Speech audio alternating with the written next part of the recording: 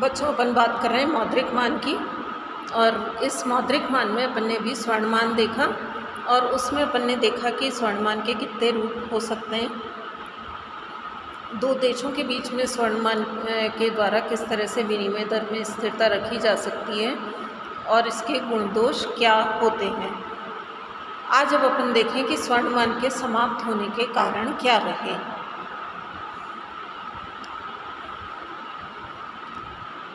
स्वर्णमान के समाप्त होने के कई कारण माने गए, जिसमें पहला था कि ये विभिन्न देशों के बीच स्वर्ण कोषों के असमान वितरण से समाप्त हो जाता है और ये दशा प्रथम युद्ध काल और युद्धोत्तर काल में उत्पन्न हो गई थी। दूसरा है कीमत स्थिरता और विनिमय दर की स्थिरता को एक साथ प्राप्त करना आसान नहीं होता है।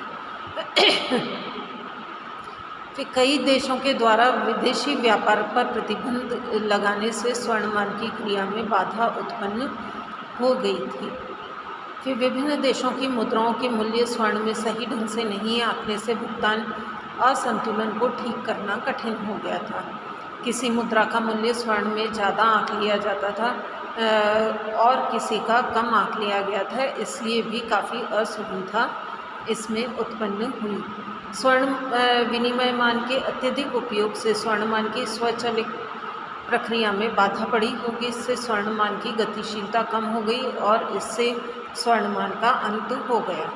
युद्ध, आंतरिक संघर्ष और राजनीतिक अस्थिरता के कारण अल्पकालीन मुद्रा की गतिशीलता बढ़ने से हॉट मुद्रा का आवागमन तेज़ हो गया, जिससे वस्तुएं, कीमत स्तरों आदि में कोई जुड़ाव नहीं था। इससे स्वर्णमान की क्रिया में बाधा उत्पन्न हो गई। फिर आधारभूत भुगतान असंतुलन, महान आर्थिक मंदी आदि के कारण स्वर्णमान का जारी रहना कठिन हो गया। फिर बाद में 1944 में अंतर्राष्ट्रीय मुद्रा कोष की व्यवस्था के अंतर्गत स्वर्ण समतामान स्थापित किया गया, लेकिन लगभग 25 साल बाद ये प्रणाली भी सुगमतापूर्वक अपना काम नहीं कर पाई और अंत में स्वर्ण का स्थान अंतर्राष्ट्रीय मौद्रिक प्रणाली में पूर्णतया समाप्त हो गया और वर्तमान में इसकी वापसी की कोई कल्पना आशा भी नहीं है। लेकिन स्वर्ण सट्टेबाजी की दृष्टि से आज भी महत्वपूर्ण वस्तु माना जाता है और इसकी तरलता काफ़ी अधिक मानी गई है। इसलिए रिजर्व परिसंपत्ति के रूप में या पोर्टफोलियो परिसंपत्ति के रूप में लोग वर्तमान में इसका उपयोग करने लगे हैं। अब हम बात करें द्विधातुमान की। जैसा कि ग्रेशम के नियम के विवेचन के समय बताया गया था कि द्विधातुमान में स्टैंडर्ड मुद्रा या मानक मुद्रा का मूल्य एक साथ दो धातुओं, साधारणतः स्वर्ण और रजत में निर्धारित किया जाता है। दोनों धातुओं के सिक्के साथ साथ चलन में होते हैं। वे एक स्थिर विनिमय की दर, जिसे हम टकसाल की दर या अनुपात या मिंट रेट ऑफ और रेशियो कहते हैं, इसमें आपस में बदले जा सकते हैं। सरकार अपने द्वारा निर्धारित कीमतों पर सोना और चांदी खरीदने के लिए उद्धत रहती है। दोनों सिक्के असीमित मात्रा तक कानूनी दृष्टि में वैध माने जाते हैं और उनकी स्वतंत्र सिक्का ढलाई हो सकती है। उस देश में स्वर्ण और चांदी के बिना किसी प्रतिबंध के आयात निर्यात किया जा सकता है। इस प्रणाली में सभी प्रकार के कागजी नोट या साख मुद्रा सोने और चांदी के सिक्कों में परिवर्तनीय होते हैं। इस तरह द्विधातुमान में एक साथ सोने और चांदी के सिक्के चलन में होते हैं। उपयुक्त लक्षण वाले द्विधातुमान विशुद्ध द्विधातुमान माना गया है। यदि मौद्रिक प्रणाली में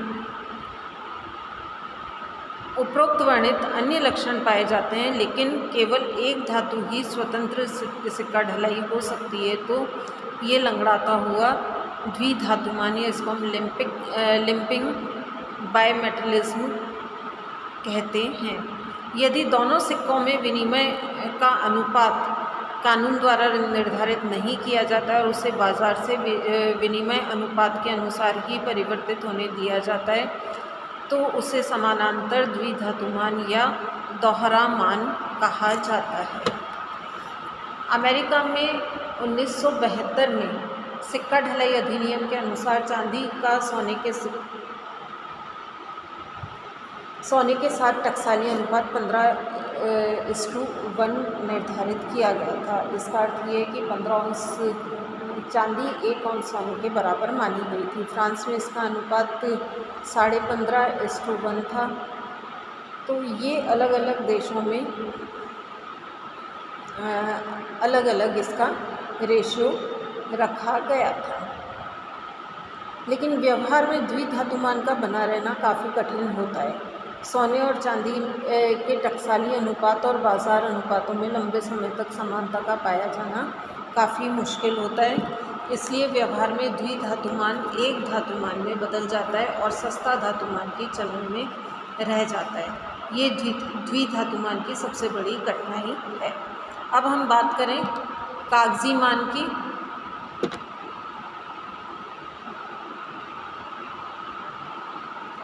कागजी मान उस मौद्रिक प्रणाली को कहा जाता है जिसमें सरकार या देश के केंद्रीय बैंक अथवा दोनों के द्वारा जारी किए गए कागजी नोट असीमित विधिग्राह्य के रूप में चलन में होते हैं। साथ में सिक्के भी टोकन सिक्कों के रूप में चलते हैं। चलन में होने वाली मुद्रा को सोने या चांदी में बदलने या उससे उसका मूल्य सोने या चांदी में आंकने की कोई व्यवस्था नहीं होती है। कागजी मान को प्रतिबंधित करेंसी मान भी कहा जाता है, क्योंकि सरकार या मौद्रिक अधिकारी देश में आर्थिक स्थिरता के लिए उस पर नियंत्रण रखते हैं ताकि देश को किसी प्रकार की क्षति न पहुंचा दें। कागजी मुद्रा सरकार की आज्ञा से ही चलती है, वरना कागज़ के नोट को लेने को कोई तैयार नहीं होता है। इसलिए कागजी मान को फिएट मान कहा जाता है। प्राचीन काल में चीनियों ने 1970 AD में कागजी मुद्रा का उपयोग किया था और आज दुनिया के सभी देशों में कागजी मुद्रा चलन में है। हालांकि सुरक्षा की दृष्टि से इसके निर्गम को नियमित और नियंत्रित करने का इंतज़ाम किया जाता है। आजकल कागजी मुद्रा सभी प्रकार के देशों में चलती है। इसके अपने गुण दोष होते हैं। इसके गुण अगर हम देखें तो ये काफ़ी लचीली होती है। देश की ज़रूरत के मुताबिक इसे घटाया या बढ़ाया जा सकता है। ये युद्ध और आर्थिक विकास की आवश्यकताओं के अनुरूप व्यवस्थित की जा सकती है। स्वर्णमान युद्ध जैसी असामान्य परिस्थिति में टूट जाता है, लेकिन प्रतिबंधित कागजी मान उस स्थिति को भी संभाल लेता है। तीसरी विशेषता इसकी ये है या गुण इसका है कि इसके अंतर्गत विनिमय दर को स्थिर रखने में आसानी होती है। आयात निर्यात की मात्राओं में परिवर्तन करके विनिमय दर की स्थिरता को प्राप्त किया जा सकता है। फिर ये किफ़ायती होती है। इसके लिए बहुत थोड़े सोने और चांदी के रिजर्व से काम चलाया जा सकता है। इसमें उत्तम मुद्रा के अन्य गुण भी पाए जाते हैं, जैसे किसी भी प्रकार के नोटों का प्रचलन जिसमें छोटे बड़े सभी आकार के नोट शामिल होते हैं। इन्हें आसानी से लाया ले जाया जा सकता है, आसानी से पहचाना जा सकता है आदि। तो कुल मिलाकर के हम ये कह सकते हैं कि कागजी मुद्रा आधुनिक अर्थव्यवस्था के लिए उपयुक्त होती है। लेकिन इसके कुछ दोष भी हैं, जैसे मांग से ज़्यादा पूर्ति या निर्गमन करने से मुद्रास्फीति की दशा उत्पन्न हो जाती है। किसी धातु से जुड़ाव न होने से दो देशों के बीच मौद्रिक व्यवस्थाओं में संपर्क स्थापित करना कठिन होता है। इसके अंतर्गत आर्थिक अस्थिरता और बाहरी आर्थिक अस्थिरता उत्पन्न हो जाती है। मुद्रास्फीति से मुद्रा का अवमूल्यन हो सकता है और अवमूल्यन से मुद्रास्फीति उत्पन्न हो सकती है। तो इस प्रकार अस्थिरता का कुचक्र चलता रहता है। लचीली व्यवस्था होने के कारण इस प्रणाली के राजनीतिक दुरुपयोग की संभावना बनी रहती है। इसलिए इस पर सरकार के नियंत्रण की आवश्यकता हमेशा बनी रहती है। इसके दोषों को दूर करने के लिए प्रत्येक देश को नोट निर्गमन की उपयुक्त प्रणाली का चुनाव करना चाहिए। तो नोट निर्गमन की विधियां अगर देखें तो नोट निर्गमन के दो सिद्धांत होते हैं, पहला करेंसी सिद्धांत और दूसरा बैंकिंग सिद्धांत। करेंसी सिद्धांत सुरक्षा को आधार मानता है और इस बात पर बल देता है कि कागजी मुद्रा में जनता का सर्वाधिक विश्वास होना चाहिए, लेकिन जनता का विश्वास बनाए रखने के लिए कागजी मुद्रा के पीछे 100% किसी धातु की मात्रा होनी चाहिए। ऐसी स्थिति में सोने और चांदी के भारी मात्रा में रिजर्व रखने पड़ते हैं, हालांकि उसमें सिक्के चलाने की ज़रूरत नहीं पड़ती है। इस प्रणाली में अत्यधिक नोट निर्गमन का भय नहीं रहता है, क्योंकि लेकिन मुद्रा प्रणाली में लोच नहीं रहती है, जो अर्थव्यवस्था के उचित संचालन के लिए आवश्यक है। इसलिए ये सिद्धांत अब लागू करना कठिन माना जाता है। दूसरा सिद्धांत बैंकिंग सिद्धांत कहलाता है। इसका आधार लोच है, जिसका तात्पर्य यह है कि मुद्रा की निकासी देश की आवश्यकताओं के अनुसार होनी चाहिए, ज़रूरत पड़ने पर ये बढ़ाई जा सके और घटाई जा सके। इसलिए इसमें 100% सोना और चांदी रिजर्व में रखने की ज़रूरत नहीं पड़ती, बल्कि आंशिक रूप से धात्विक रिजर्व रखकर ही काम चलाया जा सकता है। इस व्यवस्था में मौद्रिक अधिकारी को देश में मुद्रा की पूर्ति को समायोजित करने का पूरा अवसर मिल जाता है। इसलिए इसमें मौद्रिक नीति का संचालन अधिक कुशलता से किया जा सकता है।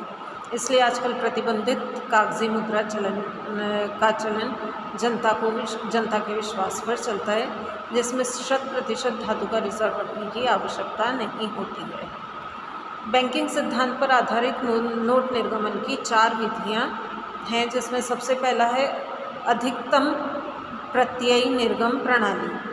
इस प्रणाली के अंतर्गत सरकार नोट निर्गमन की एक अधिकतम सीमा निर्धारित कर देती है, जहां तक केंद्रीय बैंक बिना किसी धातु को रिजर्व में रखे नोट जारी कर सकता है, और उससे परे नोट जारी करने के लिए धातु का 100% रिजर्व रखना पड़ता है। अधिकतम सीमा अर्थव्यवस्था की आवश्यकताओं को ध्यान में रखकर तय की जाती है, जिसमें ज़रूरत पड़ने पर फेरबदल भी किया जा सकता है। यह प्रणाली फ्रांस में 1870 से 1928 तक और इंग्लैंड में 1939 में और जापान में 1941 में अपनाई गई थी। इसमें एक सीमा से परे ही स्वर्ण की आवश्यकता होती है, और उस सीमा को बढ़ाने से स्वर्ण की आवश्यकता को कम करना संभव होता है। इसलिए इस व्यवस्था में अधिक नोट जारी होने से मुद्रास्फीति का भय बना रहता है। फिर भी इस प्रणाली में कानून द्वारा नोट निर्गमन की मात्रा को नियमित करने का प्रयास किया जाता है। दूसरा है स्थिर प्रत्ययी निर्गम प्रणाली। इसमें नोटों की एक स्थिर मात्रा कानून द्वारा निर्धारित कर दी जाती है, जिस सीमा तक कोई धात्विक रिजर्व नहीं रखा जाता है। इस सीमा से ऊपर जारी किए गए नोटों के पीछे 100% धात्विक रिजर्व रखना होता है। यह प्रणाली इंग्लैंड में 1844 से 1939 तक अपनाई गई थी। इस प्रणाली में नोट निर्गमन की मात्रा को नियमित करने में मदद मिलती है और मुद्रास्फीति को टालने में सहूलियत होती है, लेकिन इसमें लोच का अभाव पाया जाता है और ये आर्थिक विकास की ज़रूरतों को पूरा करने में असमर्थ रहती है। आनुपातिक रिजर्व प्रणाली तीसरी प्रणाली है। इस प्रणाली में नोट निर्गमन के एक निर्धारित अनुपात के पीछे धात्विक रिजर्व रखना पड़ता है और शेष के पीछे स्वीकृत प्रतिभूतियाँ रखी जाती है। धात्विक रिजर्व का अनुपात सामान्यतः 25 से 40% के बीच पाया जाता है। यह प्रणाली भूतकाल में फ्रांस, अमेरिका, कनाडा आदि देशों में अपनाई गई थी। भारत में नोट निर्गमन की यह प्रणाली 1927 से 1956 के बीच अपनाई गई थी। उस अवधि में नोट निर्गमन की राशि का कम से कम 40% अंश सोने के सिक्कों और स्वर्ण धातु और प्रारंभिक अधिनियम के अनुसार स्टर्लिंग प्रतिभूतियों में रखना होता था। लेकिन इसमें एक शर्त ये भी होती थी कि सोने के सिक्कों और धातु की मात्रा किसी भी समय मूल्य में 40 करोड़ रुपए से कम नहीं होती थी। चौथा है न्यूनतम रिजर्व प्रणाली। इस प्रणाली में नोट निर्गमन के पीछे एक निर्धारित मात्रा में न्यूनतम रिजर्व रखा जाता है और इस व्यवस्था में नोट निर्गमन किसी भी सीमा तक किया जा सकता है। भारत में ये प्रणाली 1956 से प्रचलन में है। भारतीय रिजर्व बैंक अधिनियम 1956 के अनुसार विदेशी विनिमय रिजर्व की मात्रा 400 करोड़ रुपए और सोने के सिक्कों और धातु की मात्रा 115 करोड़ रुपए निर्धारित की गई। सोने की मात्रा का पुनर्मूल्यांकन करने पर इसमें 40 करोड़ रुपए से बढ़ाकर इसे 115 करोड़ रुपए लाना संभव हो गया था। भारत के लिए ये प्रणाली काफ़ी लचीली और उपयोगी रही है, लेकिन इसमें नोट निर्गमन ज़्यादा मात्रा में होने से मुद्रास्फीति का भय सदैव बना रहता है। ऐसी स्थिति में भारतीय रिजर्व बैंक की उचित मौद्रिक और साख नीति अपनाकर मौद्रिक प्रबंधन पर पूरी नज़र रखनी पड़ती है, लेकिन एक न्यूनतम रिजर्व प्रणाली आधुनिक समय में विकासशील अर्थव्यवस्था के लिए काफ़ी उपयुक्त मानी जाती है। ठीक है, थैंक यू। बाकी अपन अब बाद में देखेंगे।